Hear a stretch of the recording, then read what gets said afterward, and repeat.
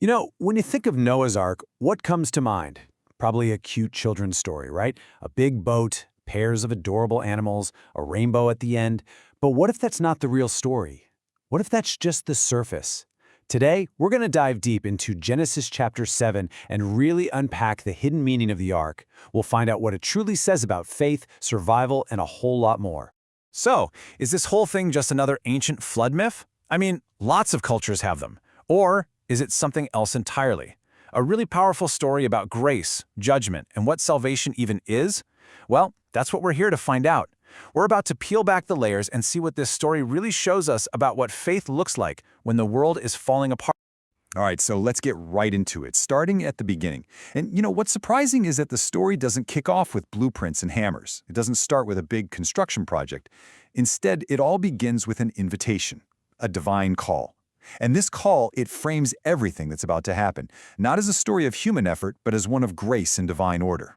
And just look at the direction of the action here. God says, "You enter the ark." See, Noah isn't forcing his way in. He didn't build this fortress and then decide to use it. No, his entry is a response to that divine call we just talked about. And this is so important. Salvation, right from the get-go, is an act of grace. It started by God, who saw something righteous in Noah. So, that's the key takeaway here. Noah's righteousness, it wasn't some kind of scorecard of good deeds he'd racked up. It was all about his relationship with God. The fact that he walked with God. That's what put him in the position to even hear the call and then respond in faith. So salvation, in this story, isn't something you earn. It's about saying a faithful yes to an invitation you've been given. And this whole idea of divine order just keeps going. I mean, have you ever wondered about that whole distinction between clean and unclean animals? It's not because some animals were bad and others were good. Not at all. It's actually meant to mirror God's original work of creation. Separating light from darkness, the waters from the land. It's this act of separation, of creating order out of chaos. It's all about setting up a holy order for a brand new beginning.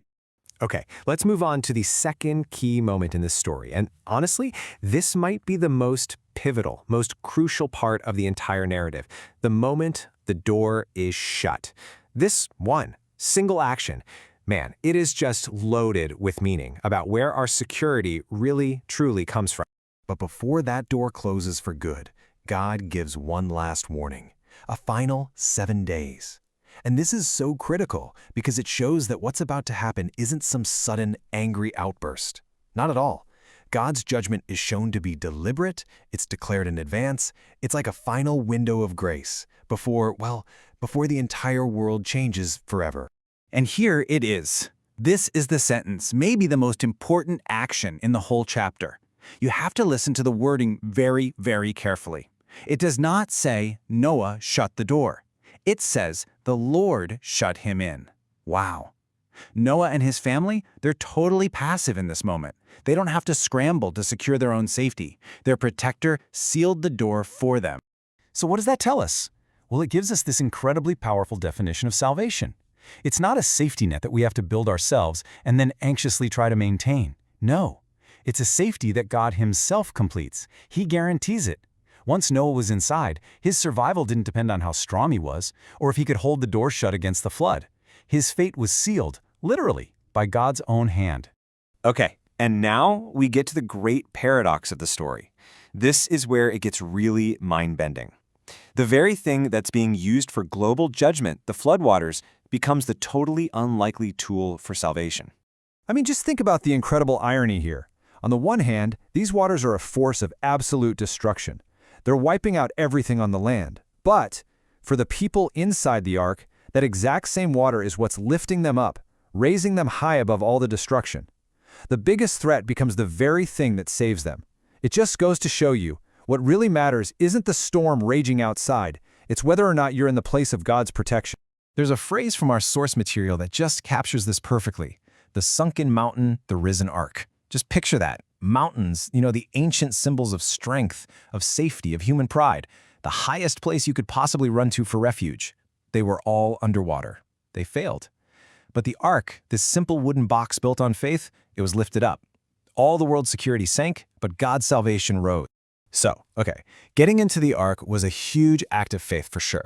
But what about the journey itself? Because the story's focus actually shifts now. It moves away from the chaos of the storm and into this long, quiet, and probably really challenging period of just waiting.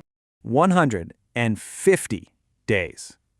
The waters covered the earth for 150 days. That's 5 months. Can you even imagine the test of patience, the test of trust? Just floating in a world that's completely underwater with absolutely no land in sight, just waiting on a promise. But this waiting period, it's anything but empty. It's actually a super essential part of the whole journey. This isn't just sitting around doing nothing, it's an active trust. The source material calls it a time of spiritual training. And it proves that faith isn't just a one-and-done decision to get on the boat. It's also the day-in, day-out trust you need to stay on the boat, especially during those long periods when it feels like God is completely silent. So, as the waters finally start to go down and the story nears its end, what's the ultimate message? What are we supposed to take away from all this? Well, the text is incredibly direct. It basically synthesizes everything we've just talked about into one single, powerful claim about the path to salvation. It's right there in Genesis 7, verse 23.